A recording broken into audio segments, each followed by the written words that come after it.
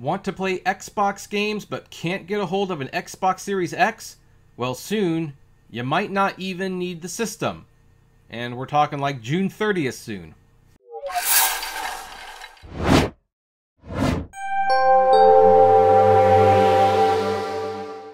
Hey everyone, this is Kevin the Apptrepreneur. Welcome to my media channel, and let's talk about this thing going on with Xbox Series X. Now, we all know that Microsoft has basically made it their mission that they eventually want to have a boxless console. Like, they would like to make Xbox a brand where you can play games, but you don't even need the box. You just download an app, you put it on all these different devices, and then you play games. Now, I do think, at least for the foreseeable future, that is not going to be the norm. In fact, Google Stadia has kind of shown why that's not going to be the norm. In fact, I think Xbox has kind of shown why that's not the norm.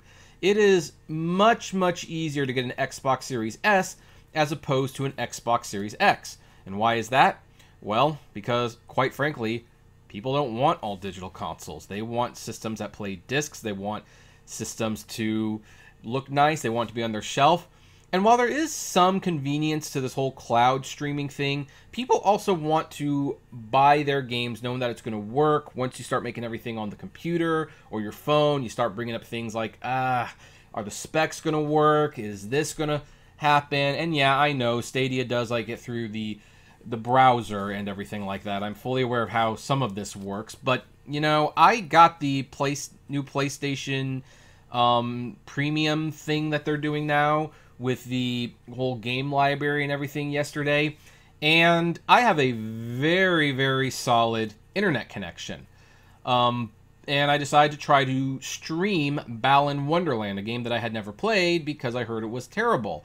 And yeah, I know, you're saying like, well, why would you go there? Well, there's a reason, like when you have a game subscription service, you can try games like these. But, you know, I tried streaming it, and it just didn't work. So, downloaded it, and then it worked fine.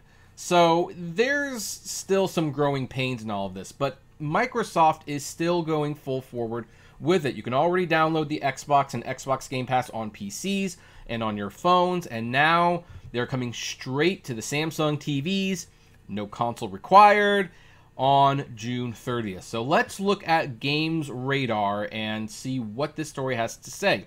So, Microsoft hasn't been shy about its mission to bring billions of players into the Xbox ecosystem. It's an audacious dream, particularly as Microsoft Gaming CEO Phil Spencer confirms that just over 100 million people who play on Xbox platforms in 2022. But with news of Xbox Gaming coming to Samsung Smart TVs on June 30th, perhaps the platform holder is inching ever closer to achieving the impossible. This new partnership between Microsoft and Samsung will let you play Xbox games through your TV, no console required. Quote, you'll be able to launch and have a streamed gaming experience via an Xbox app on the TV directly, confirms Microsoft Gaming's Chief Marketing Officer Jarrett West. The Xbox app is coming to Samsung Smart TVs first, with Microsoft asserting that it will explore other TV partnerships in the future.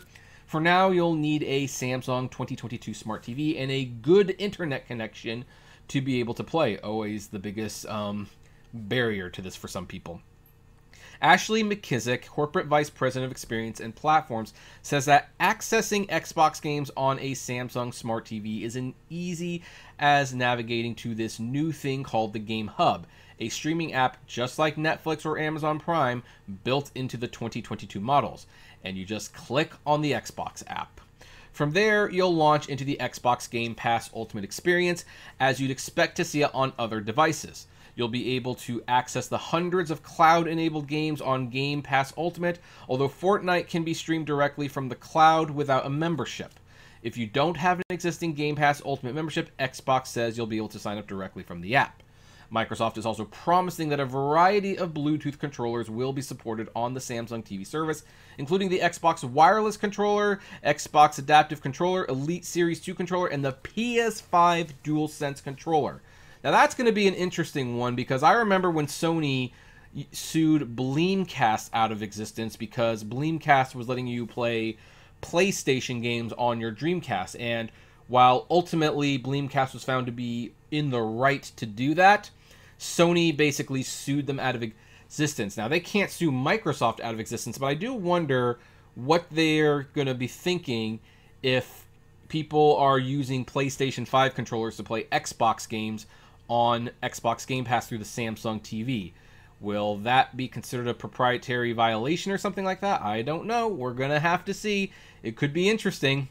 Microsoft has been aggressive in its pursuit of cloud gaming, and this collaboration with Samsung is the next step.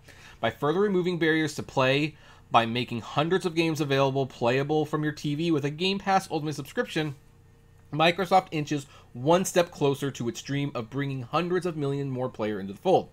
Quote, Xbox Cloud Gaming should be part of you playing any game on any device, whether it's a game that you own, whether it's a free-to-play game.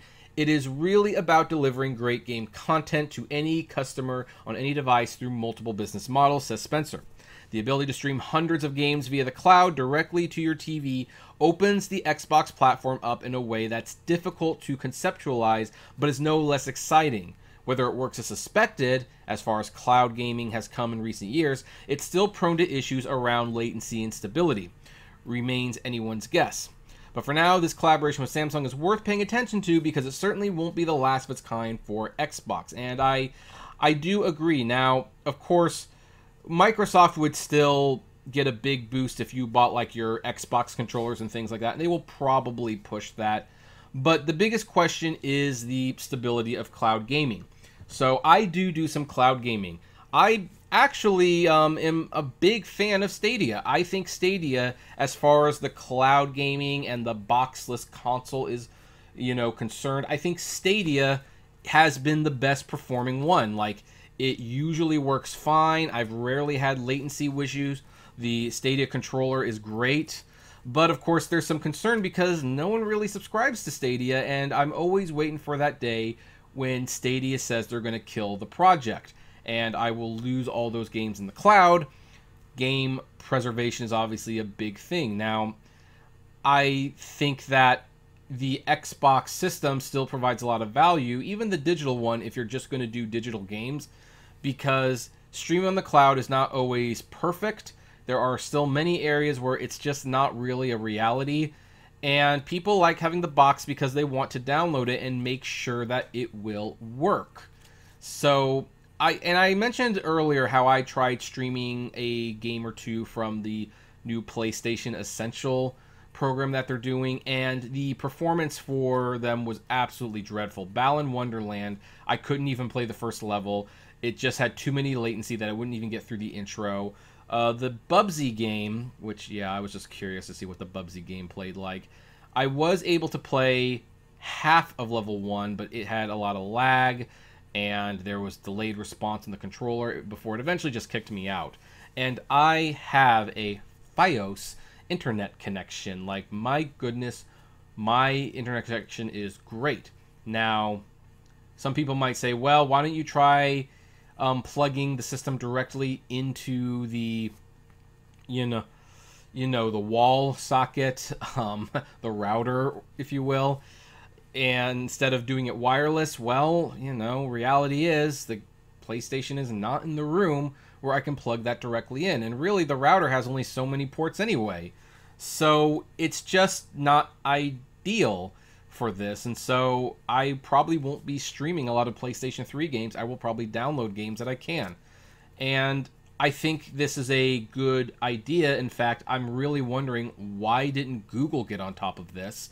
Like, why didn't they start making deals with Samsung and LG or any device that had Android software built into the TV that says, hey, put an app for Google Stadia on there? Like, this really goes to show me that Google, like, either thought that it was just going to be an instant hit and they didn't have to put too much thought into it, or maybe they really didn't care about it that much to begin with.